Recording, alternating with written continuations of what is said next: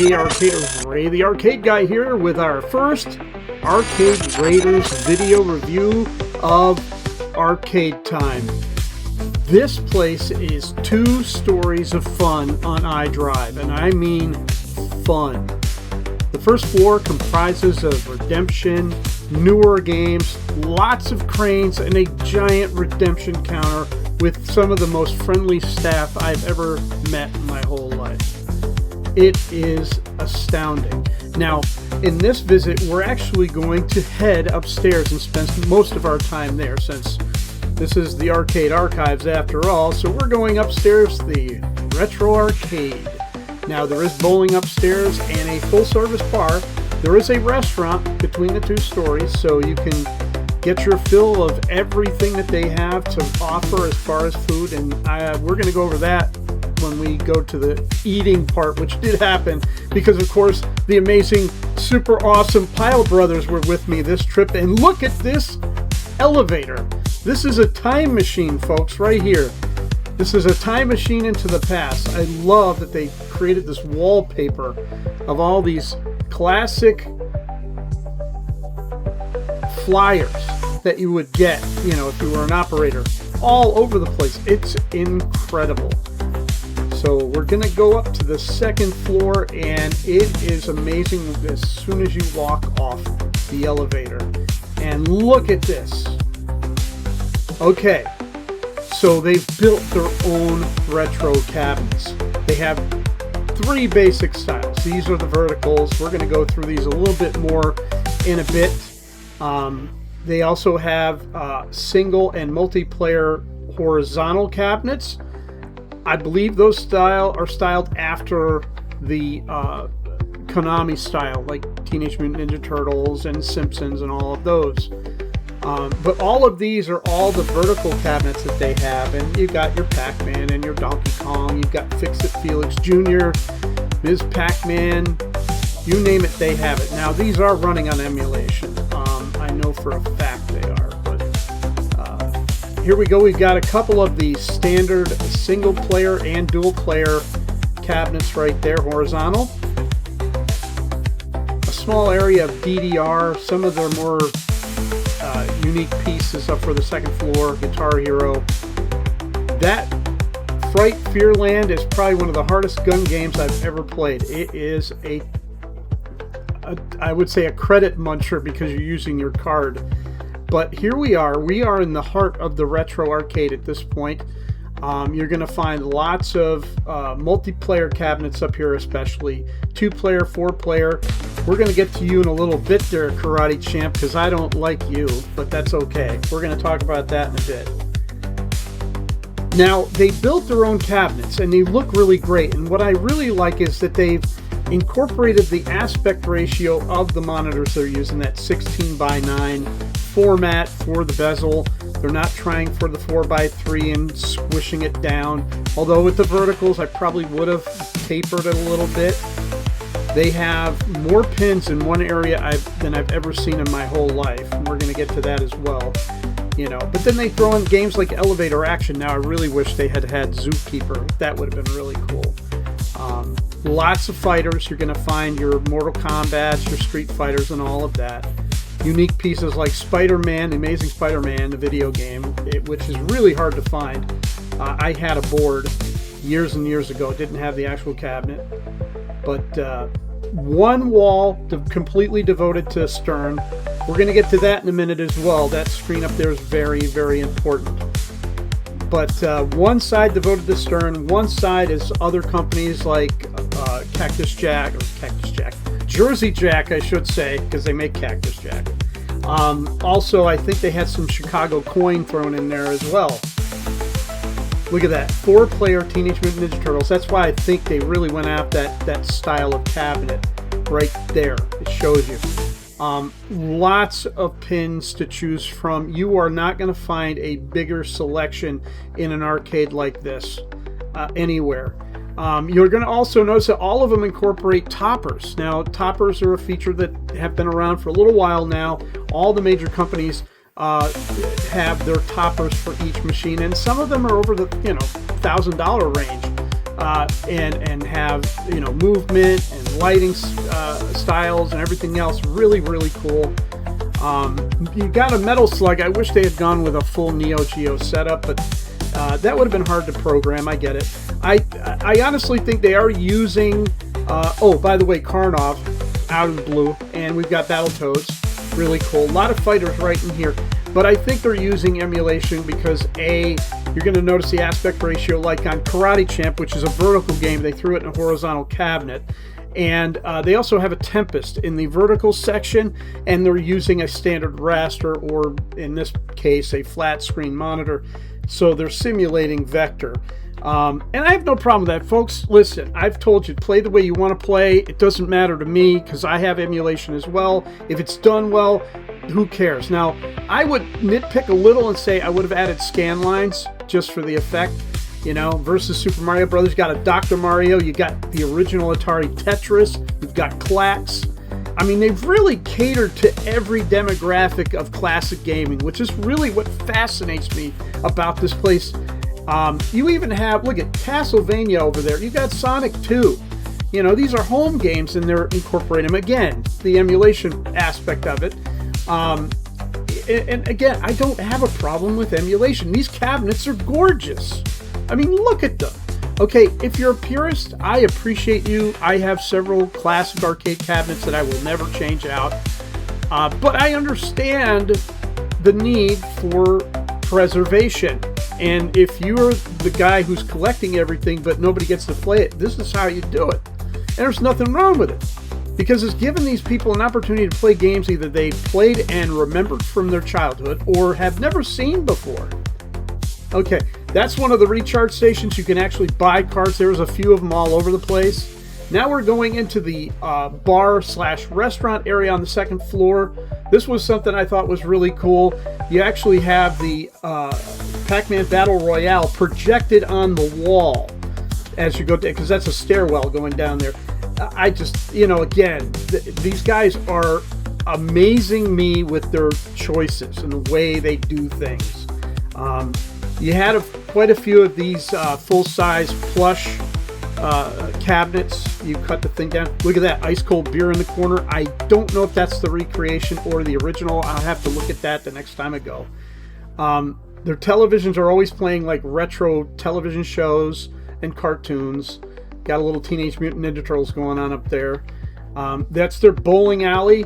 It's amazing. It's the kind with the strings that, you know, auto reset and everything. And there's nothing wrong with that. I think that's really cool. It's more, you know, everything is a different offering. And you're going to see this more and more in a lot of the arcades we're going to hit, that they have this bowling option. And it's hit and miss with some people. Some people love it, some people don't. I think it's cool. It's another option.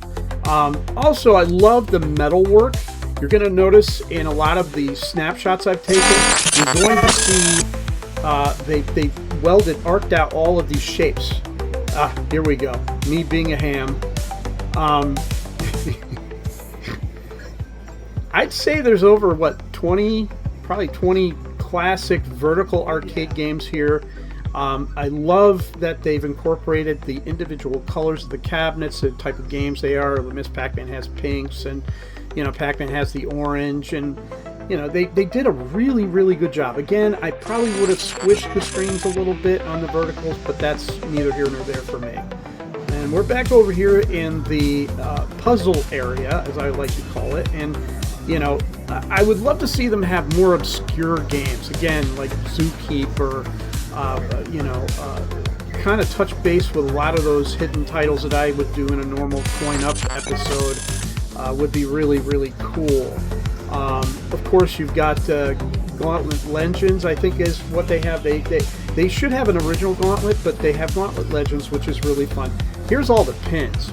It's crazy the amount of pins that these guys have. Okay, now we're going into a little presentation that my friend Kimberly did, one of my high-end arcaders, the ones that are devoted.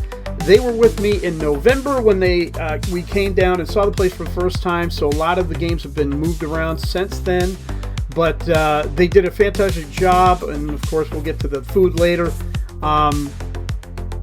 they went through the redemption area a lot more than I did, and we're going to do another visit, and I probably will do a whole thing on the redemption area downstairs. You know, bring my family, my grandkids. I think they would really get a kick out of the place. You're also going to notice the high score thing, and we're going to talk about that a little bit in just a minute, but you can actually post your high scores within the building. And then they have a ranking, and you know, when you get knocked out, of course it goes away. It's really, really cool stuff. You know, and you can share it, of course. But I thank you, Kimberly, for that. Now we're going into some of my still shots. Loved the neon. The neon in this building was fantastic, and I can't, you know, go over the decor enough. How the place looks. It's incredible. The time they took to build this. Look at that full service bar. That was on the first floor, I believe. That's part of the restaurant. Here's all the artwork, all metal. They you know, arc welded it out. You know, it's just amazing the stuff that they did for this place. You know, and that's why I think in the long term, this place is going to be around for a long time. Pinball Alley, that was all where all the Stern pins were on the second floor. Again, these highly detailed headers that go for thousands of dollars, and they have them on every single game. Some of them have articulation and movement, lighting effects, everything else. Really, really fantastic stuff. So, and now we're sitting down for lunch. The amazing Super Awesome Pyle Brothers and myself decided to peruse the menu. And I'm going to leave these menus up a little bit longer so you get an idea of the price. I think the prices are fair. You know, it's about average anywhere else you're going to go. But the food quality is spectacular. I want to tell you right now. Because we ended up getting a few appetizers, and then the main event, we got the power pellet sliders, which we will talk about as well. But I think the prices are very, very fair. I mean, a filet mignon for $35. I mean, that's not terrible. And they've got desserts. They got pizza. Pizza's a little high, but pizza's always high, especially in an area like I drive. You're going to pay that. Okay, so here we got the pretzels, we got the onion rings, and we got the mozzarella sticks, which were heaven. They were absolutely to die for. Massive. And of course, Sir Winston is enjoying the onion ring. And look at that giant pretzel that Kevin has. Unbelievable. He said that the beer cheese was really good too. Now here we go. The main event, the power pellet sliders. Each one is a different color representing a different character. You had Pac-Man and Ghost Monsters. And they are delicious. Now, whether they're Angus beef or whatever, it's a thick patty. And it's not like a slider, a tiny thing. This is a good-sized burger with cheddar cheese on it. And you can put your own toppings on. Absolutely delicious. And there is Sir Winston playing Turtles in Time. We had actually been playing 3 players, but he's so good he kept on playing. And he's in front of the Battletoads. Fun fact, very low production run, and I believe they worked on it at Tiburon here in Orlando. Very rare. Some Teenage Mutant Ninja Turtles pinball action. They incorporated some of the elements from the Data East version of it as well. It has the spinning pizza on the play field, which is really cool. And I love this version of Pong. I wish Disney would get this thing. I've been begging them for years.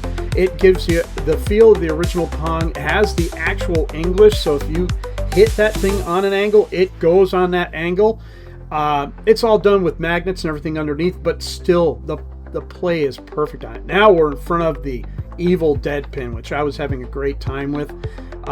It is a tough pin. And as you can see, I got a little... There I am, frustrated. But you know what? At the end, I won! I won! Look at me! That is the look of a winner, ladies and gentlemen. Oh yeah, I had the best time at this play. I cannot tell you.